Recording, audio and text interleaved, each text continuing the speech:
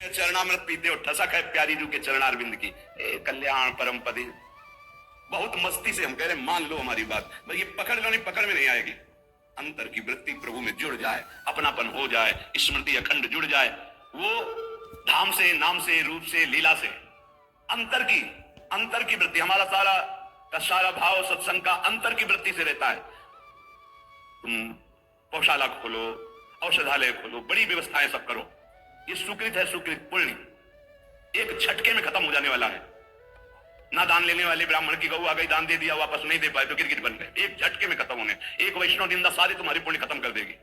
लेकिन अंदर बोले राधा, इसको कोई नहीं खत्म कर सकता, ये अविनाशी हो गया।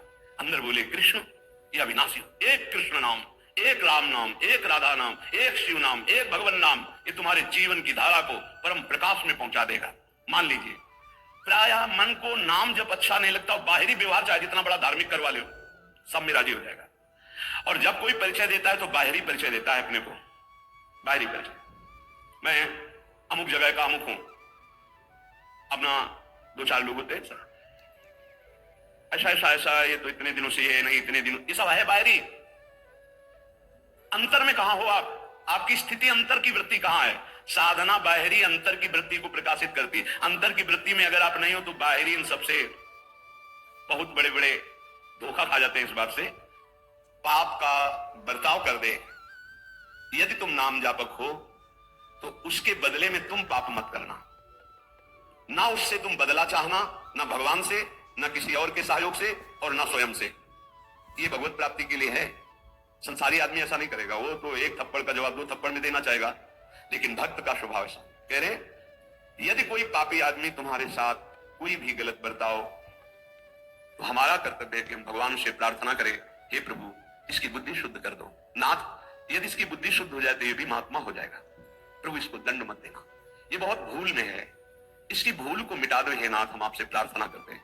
इसका प्रभाव ये होगा कि भगवान आपसे बहुत प्रसन्न हो जाएंगे। उसका तो जो होगा, वो उमा क्षमा सापोते भारी, वो दंड तो भोगेगा ही भोगेगा पक्का, पर आपने क्षमा कर दिया तो आपके लिए आपके इष्ट बहुत प्रसन्न हो जाएंगे आपसे।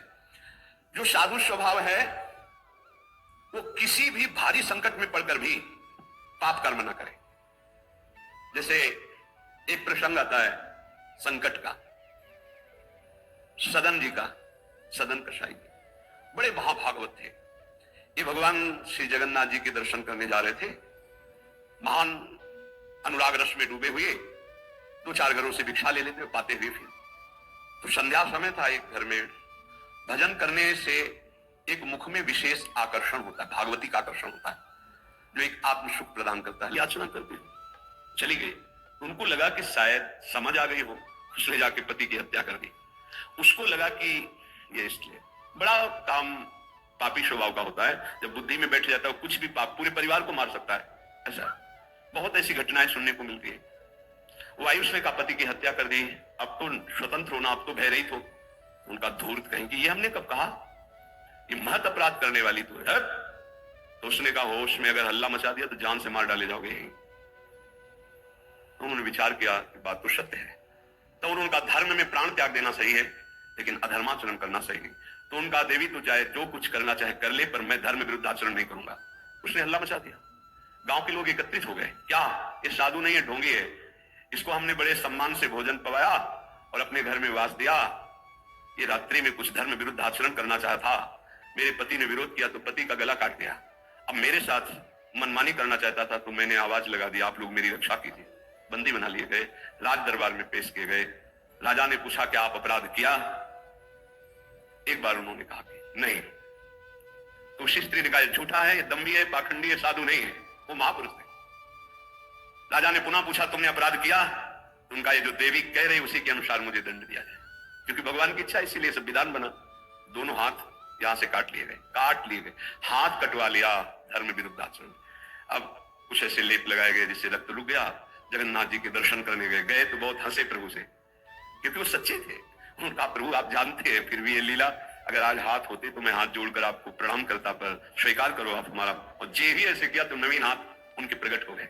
सच्ची मानिए, कह रहे यहां कि आत्मनैव हता पापो यह पापम कर्तुम इच्छति, पापानाम विद्याधिष्ठानम लोभमेव द्विजोत्तम, लुब्धा पापम विवश्यन्ति नरा नाति बहुश्रुताः। किसी भी लोभ या किसी धर्म संकट में फंस करके भी पाप आचरण नहीं करना चाहिए। कभी कई तरह के ऐसे धर्म संकट भक्तों के जीवन में आते हैं, उस समय आप अपने आराध्य देव की निष्ठा में रहो, प्राण भी चले गए तो भगवान की प्राप्ति हो जाएगी, लेकिन धर्म भ्रष्ट हो गए तो क्या? पापाचरण से बचने की चेष्टा करो, निरंतर नाम जप करो, कोई व्यसन ना करो, सहसा झूठ मत बोलो, तो तुम्हारे हृदय में निरंतर नाम की वृत्ति स्थायी आ जाएगी। नाम चलने लगा तो हम जीत गए, हम जीत गए। नाम सर्वोपरि, चाहे जैसी परिस्थिति हो, नाम न छोड़ो, नाम पकड़े रहो, नाम तुम्हें पकड़ लेगा, नाम ही तुम्हारे हृदय में छा जाएगा और जीवन का यही परम लाभ।